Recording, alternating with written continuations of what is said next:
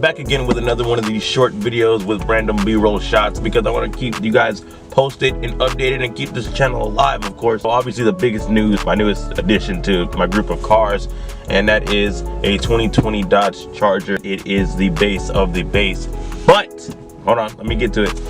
The base of the base does have some features, and it's not as bad as you think. It is still a Dodge Charger now, even though the Dodge Charger is old, not as old as the Challenger. There's still a lot of upgrades and accessories and things out there.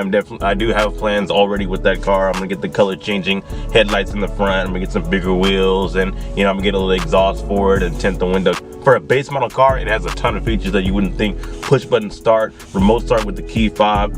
You have a touchscreen in the middle. You have a screen in the gauge cluster in front of you. You have keyless entry, where you just stick your hand on the door handle and it just opens up. You have a button on the door handle where you can lock it if you don't want to take your key out of the pocket. The Charger is replacing my 2019 Ford Fiesta. You guys know I had the 2019 Ford Fiesta. Got an unbelievably incredible deal on that car, especially for being my first finance car, my first new car I signed by myself. It was an incredible deal.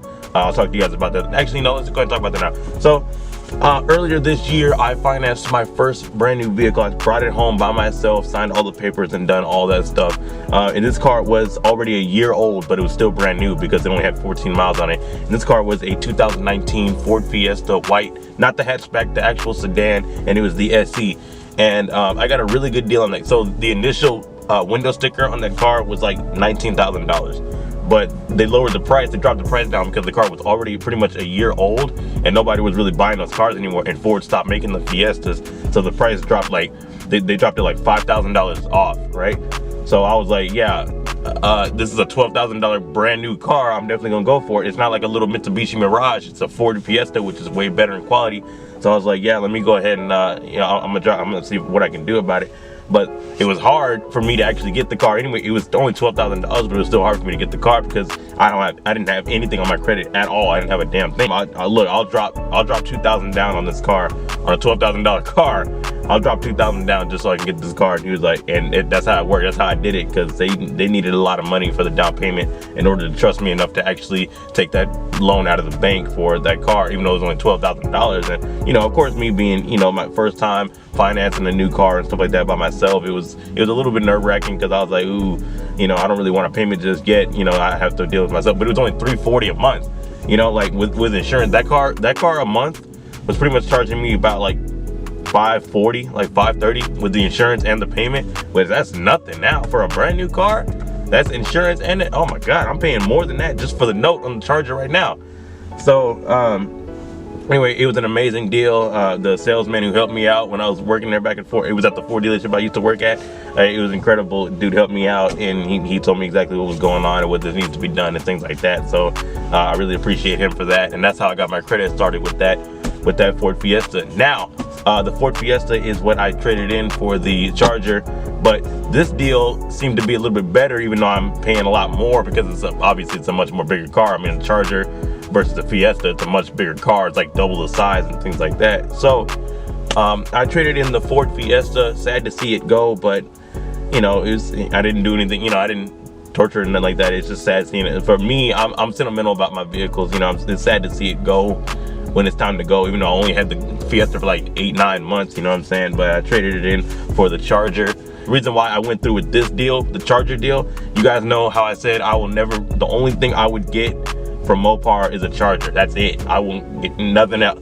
Chargers are pretty reliable, they're pretty good. They got a lot of aftermarket things and stuff like that for them. The Chargers are pretty good cars. That's it. No Challenger, no Ram, nothing like that. But the Charger deal was pretty unique because they call it a wash deal, and what that is if you still owe a balance on your trade-in, it's just gonna it's not gonna roll over to your new car. I have never heard of that before at all. I don't know how often. It doesn't happen often is what they said, but I think one of the reasons is because since I work here, and also the car wasn't really worth that much. Like I think I still owed like $10,000 on it or something like that. It's not really, it's a lot of money, but it's not much for like an actual dealership. Like they sell like they sell cars worth $50,000 every single day. You know, $10,000 is not really too much. I think that's part of the reason why they did it, but they call it a wash deal, where if you still owe money on your trade-in, the car you're trying to trade in, you're still paying for that.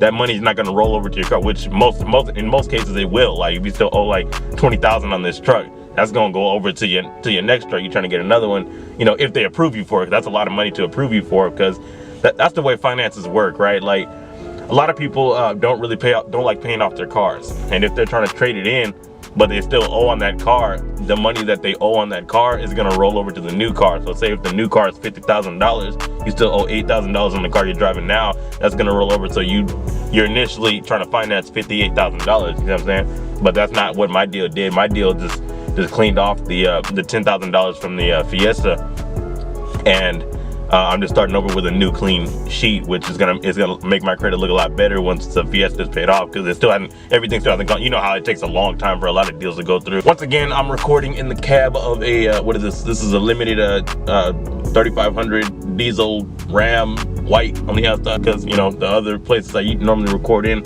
are occupied. So I'm sitting here talking to the camera, looking out at the freeway right there. I see a QT over there, stuff like that too. So I know a lot of you guys have seen my stories and stuff like that on Snapchat. You know, oh, this dude got a charger now? I thought he said he never get. No, that's not what I said. I said the only thing I would get from Mopar is a charger. A coworker I used to work with back at Ford, he's got a V6 Camaro, and he put an exhaust on there, and that thing sounds really good. I should probably put it in this video. I don't know if I will or not. Yeah, I'll put it in this video. Why not?